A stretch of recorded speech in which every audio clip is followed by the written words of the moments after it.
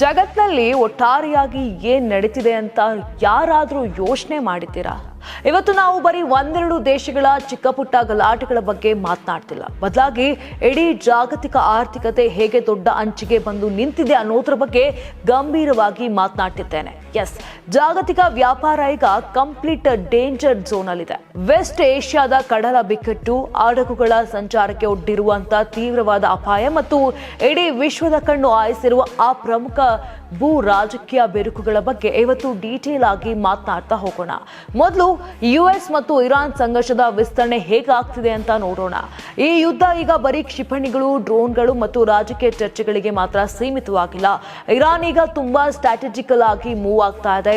Iran selectively ಅಂದ್ರೆ ತನಗೆ ಬೇಕಾದ ಮತ್ತು ಜಾಗತಿಕ ಮಟ್ಟದಲ್ಲಿ ದೊಡ್ಡ ಹೊಡೆತ ನೀಡುವಂತಹ ನಿರ್ದಿಷ್ಟ ರೂಟ್ಸ್ ಗಳನ್ನ ಟಾರ್ಗೆಟ್ ಮಾಡ್ತಿರೋದು ಈಗ ದೊಡ್ಡ ತಲೆನೋವಾಗಿದೆ. ಇದರ ಜೊತೆಗೆ ಈ ಯುದ್ಧದ ಬಿಸಿ ಕೇವಲ ಎನರ್ಜಿ ಮತ್ತು ತೈಲಕ್ಕೆ ಮಾತ್ರ ಅಲ್ಲ, ಅತ್ಯಂತ ಗಂಭೀರವಾದ ಮತ್ತೊಂದು ಸಮಸ್ಯೆಗೆ ತಿರುಗಿದೆ.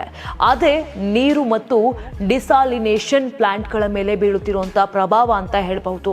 ಮಧ್ಯಪ್ರಾಚ್ಯದಂತಹ ಮರುಭೂಮಿ ಪ್ರದೇಶಗಳಲ್ಲಿ ಸಮುದ್ರದ ನೀರನ್ನ ಕುಡಿಯುವ ನೀರಾಗಿ ಬದಲಾಯಿಸುವ ಡಿಸಾಲಿನೇಷನ್ ಪ್ಲಾಂಟ್ಗಳೇ ಈಗ ಟಾರ್ಗೆಟ್ ಆಗ್ತಿರೋದು ನಿಜಕ್ಕೂ ಕೂಡ ಸಾಮಾನ್ಯ ಜನರ ಬದುಕಿನ ಮೇಲೆ ಎಬ್ಬಿಸುತ್ತಿರುವಂತಹ ದೊಡ್ಡ ಆತಂಕಕಾರಿ ಸಂಗತಿಯಾಗಿದೆ. ಈ ಕಡೆ ಮಿಡಲ್ ಈಸ್ಟ್ ನಲ್ಲಿ ಇಷ್ಟೆಲ್ಲ ಬಿಕ್ಕಟ್ಟುಗಳು ನಡೀತಿದ್ರೆ ಅತ್ತ ಯುರೋಪ್ನಲ್ಲಿ ಉಕ್ರೇನ್ ಕಡೆ ಏನಾಗ್ತಿದೆ ಗೊತ್ತಾ? ಹೌದು, ಉಕ್ರೇನ್ ತನ್ನ ಉನ್ನತ ನಾಯಕರನ್ನ ಸಡನ್ ಆಗಿ ಯಾಕೆ ವಜಾಗೊಳಿಸಿತು ಅನ್ನೋದು ಸಖತ್ ಕುತೂಹಲವನ್ನ ಮೂಡಿಸಿದೆ. ಯುದ್ಧ ಭೂಮಿಯಲ್ಲಿ ರಷ್ಯಾದ ಹೊಸ ತಂತ್ರಗಳಿಗೆ ಮತ್ತು ನಿರಂತರ ಒತ್ತಡಕ್ಕೆ ತಕ್ಕಂತೆ ತಮ್ಮ ರಕ್ಷಣಾ ವ್ಯೂಹವನ್ನ ಸಂಪೂರ್ಣವಾಗಿ ಬದಲಾಯಿಸಲು ದೇಶದ ಅಧ್ಯಕ್ಷ ಝೆಲೆನ್ಸ್ಕಿ ಈ ದಿಟ್ಟ ಹೆಜ್ಜೆಯನ್ನ ಇಟ್ಟಿದ್ದಾರೆ. ಇನ್ನು ಹಳೆ ಕಾಲದ ಮಿಲಿಟರಿ ತಂತ್ರಗಳು ಮತ್ತು ನಿರ್ಧಾರಗಳನ್ನ ಬದಿಗಿಟ್ಟು ಇವತ್ತಿನ ಮಾಡರ್ನ್ ಟೆಕ್ನಾಲಜಿ ಹಾಗೂ ಡ್ರೋನ್ ವಾರ್ಫೇರ್ಗೆ ತಕ್ಕಂತೆ ಹೊಂದಿಕೊಳ್ಳಲು ಉಕ್ರೇನ್ ಸರ್ಕಾರ ತನ್ನ ಟಾಪ್ ಡೆಕ್ ಅನ್ನ ಕ್ಲೀನ್ ಸ್ವೀಪ್ ಮಾಡ್ತಿದೆ. ಒಟ್ಟಲ್ಲಿ ಯುದ್ಧದ ತೀವ್ರತೆ ಎಲ್ಲೆಡೆ ರಾಜಕೀಯ ಮತ್ತು ಮಿಲಿಟರಿ ವ್ಯವಸ್ಥೆಯನ್ನ ಬುಡಮೇಲು ಮಾಡ್ತಿದೆ ಅನ್ನೋದಕ್ಕೆ ಇದೇ ಬೆಸ್ಟ್ ಉದಾಹರಣೆ. ಈಗ ಅಸಲಿ ಮತ್ತು ರೋಚಕ ಕತೆಗೆ ಬರೋಣ. ಜಾಗತಿಕ ತೈಲ ಮತ್ತು ಸರಕು ಸಾಗಣೆಯ ಎರಡು ಅತ್ಯಂತ ಪ್ರಮುಖ ಜೀವನಾಡಿಗಳು ಅಂದ್ರೆ ಒಂದು ಕೆಂಪು ಸಮುದ್ರ, ಮತ್ತೊಂದು ಪ್ರಮುಖ ಹಾರ್ಮುಜ್ ಜಲಸಂಧಿ ಅಂತ ಹೇಳ್ಬಹುದು. ಈ ಎರಡು ಕಡೆ ಇದೀಗ ಮತ್ತೆ ಏಕಕಾಲದಲ್ಲಿ ಬಿಕ್ಕಟ್ಟು ಸೃಷ್ಟಿಯಾಗಿದೆ. ಇವೆರಡೂ ಜಾಗಗಳು ಜಾಗತಿಕ ವ್ಯಾಪಾರದ ಎರಡು ಮುಖ್ಯ ಚೋಕ್ ಪಾಯಿಂಟ್ಸ್ ಆಗಿವೆ. ಈ ಕಿರಿದಾದ ಜಲಮಾರ್ಗದಲ್ಲಿ ಏನಾದ್ರೂ ಬ್ಲಾಕ್ ಆದ್ರೆ ಇಡೀ ವಿಶ್ವದ ಶಿಪ್ಪಿಂಗ್ ವ್ಯವಸ್ಥೆ ಒಂದೇ ಸಮನೆ ಸ್ತಬ್ಧವಾಗ್ಬಿಡುತ್ತೆ. ಇಂತಹ ಒಂದು ಡಬಲ್ ಚೋಕ್ ಪಾಯಿಂಟ್ ಬಿಕ್ಕಟ್ಟು ಜಾಗತಿಕ ಇತಿಹಾಸದಲ್ಲೇ ತುಂಬಾ ಅಪರೂಪ ಮತ್ತು ಅಪಾಯಕಾರಿ. ಈ ಎಲ್ಲ ಬೆಳವಣಿಗೆಗಳಿಂದಾಗಿ ಪ್ರಮುಖ ಜಾಗತಿಕ ತೈಲ ಮಾರ್ಗಗಳು ಈಗ ತೀವ್ರವಾದ ಒತ್ತಡಕ್ಕೆ ಸಿಲುಕಿವೆ ಅಂತ ಹೇಳಬಹುದು. ಜಗತ್ತಿಗೆ ಬೇಕಾದ ಗಣನೀಯ ಪ್ರಮಾಣದ ಕಚ್ಚಾ ತೈಲ ಈ ಎರಡು ಮಾರ್ಗಗಳ ಮೂಲಕವೇ ಆಯ್ದು ಹೋಗಬೇಕು. ಆದ್ರೆ ಈಗ ಹಡಗುಗಳು ಓಡಾಡಲು ಅತಿ ಹೆಚ್ಚು ಭಯಪಡುವ ಪರಿಸ್ಥಿತಿ ನಿರ್ಮಾಣವಾಗಿದೆ.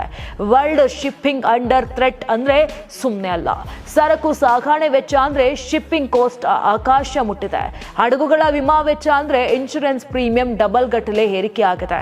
ಇದು ನೇರವಾಗಿ ಭಾರತ ಸೇರಿದಂತೆ ವಿಶ್ವದ ಎಲ್ಲ ದೇಶಗಳ ಜನಸಾಮಾನ್ಯರ ಮೇಲೆ ದಿನನಿತ್ಯದ ಬಳಕೆ ವಸ್ತುಗಳ ಬೆಲೆ ಏರಿಕೆಯ ರೂಪದಲ್ಲಿ ಬಂದು ಅಪ್ಪಳಿಸ್ತಾ ಇದೆ.